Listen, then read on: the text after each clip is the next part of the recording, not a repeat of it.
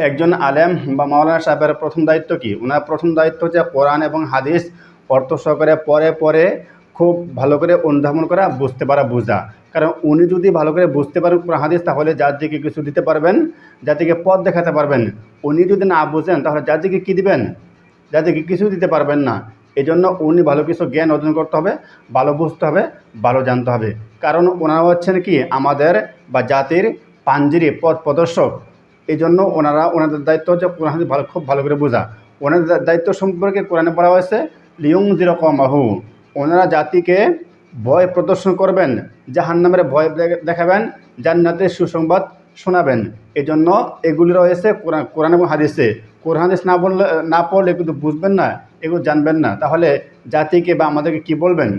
এই জন্য আলেমের দায়িত্ব হচ্ছে, একজন আলেমের বা মাওলানা সাহেবের দায়িত্ব হচ্ছে কোরআন হাদিস খুব ভালো করে অর্থ সহকারে বোঝা, তাফসির বোঝা, ব্যাখ্যা বোঝা, তারপরে মঞ্চে এসে বক্তব্য দেওয়া।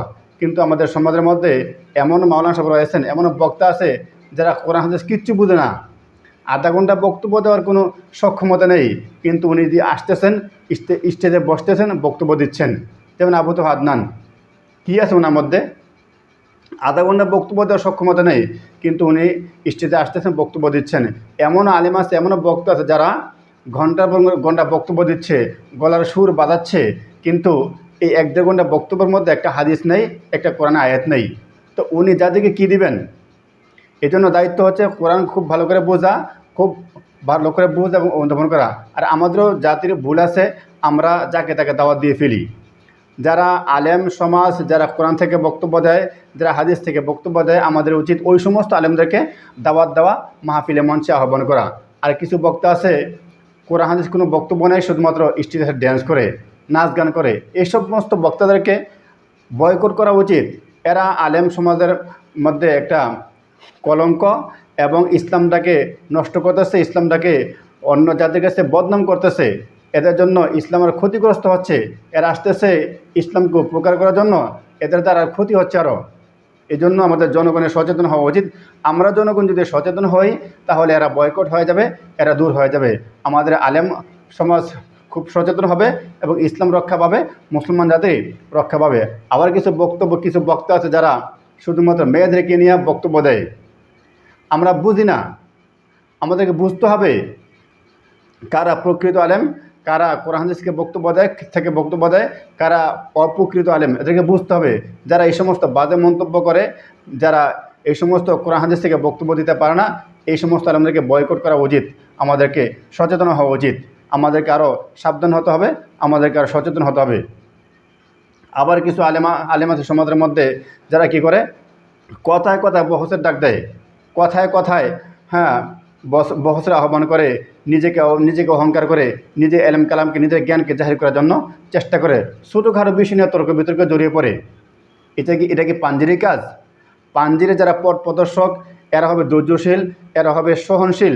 এরা ইসলামের স্বার্থে, বড় স্বার্থে ঐক্য স্থাপন করার জন্য ছোটোখাটো ভুলগুলিকে এড়িয়ে চলবে। এটা হচ্ছে দায়িত্ব আলেমের, এটা হচ্ছে একজন আলেমের দায়িত্ব।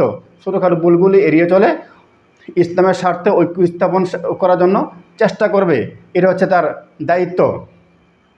কারণ তার দায়িত্বতে সমাজ শান্তি করা, শান্তিময় সমাজ প্রতিষ্ঠা করা হচ্ছে তার দায়িত্ব। নবীজি এসেছেন সমাজের মধ্যে শান্তি স্থাপন করতে, অশান্তি স্থাপন করতে উনি আসেননি। নবীর দায়িত্বটা আমাদের আলেমের মধ্যে, এখন আলেমের মধ্যে দণ্ডায়মান। এই আলেম সাহেব কী করবেন? আমাদেরকে শান্তি দিবেন, শান্তির আহ্বান করবেন। সমাজ শান্তি কীভাবে হয় সেই চেষ্টা, সেই চিন্তা তিনি সেই বক্তব্য দেবেন। এখন উনি যদি ঝগড়া জড়িয়ে পড়ে ছোটোখাটো বিষয় নিয়ে, তাহলে আমরা জনগণ কোথায় যাব? এই জন্য ভিন্ন ভিন্ন মত থাকতে পারে, ভিন্ন ভিন্ন দল থাকতে পারে, কিন্তু আমাদের লক্ষ্য উদ্দেশ্য এক। আমাদের লক্ষ্য হচ্ছে পরকালে জান্নাত পাওয়া, আল্লাহকে সন্তুষ্ট করা, রাসূলকে সন্তুষ্ট করা। এই উদ্দেশ্য যদি হয়ে থাকে, তাহলে আমাদেরকে ভিন্ন মত, ভিন্ন দল, সকল মতামত, সকল ভেদাভেদ ভুলে গিয়ে আমাদেরকে ঐক্য স্থাপন করতে হবে এবং এক উদ্দেশ্যে কাজ করতে হবে। তাহলে লিয়ুনযিরা কওমাহু, আল্লাহ যে আলেমকে দায়িত্ব দিয়েছেন ভয় প্রদর্শন করার জন্য, জাহান্নাম সম্পর্কে বলার জন্য, জান্নাত সম্পর্কে বলার জন্য, তাহলে আমাদের উদ্দেশ্য হাসিল হবে, আমাদের দায়িত্ব আদায় হবে। আর যদি আমরা ছোটোখাটো বিষয় নিয়ে তর্কে জড়িয়ে পড়ি, আমরা যদি এবং পাশাপাশি আমরা যদি জনগণ যদি সচেতন না হই, তাহলে আমাদের ক্ষতিগ্রস্ত বেশি হবে লাভের চেয়ে। এজন্য আলেমের দায়িত্ব বুঝতে হবে, প্রত্যেকটা আলেমের নিজ দায়িত্ব বুঝতে হবে এবং ওনারা সচেতন হতে হবে, আর জনগণের পাশাপাশি জনগণও সচেতন হতে হবে। তাহলে আমরা প্রত্যেকেই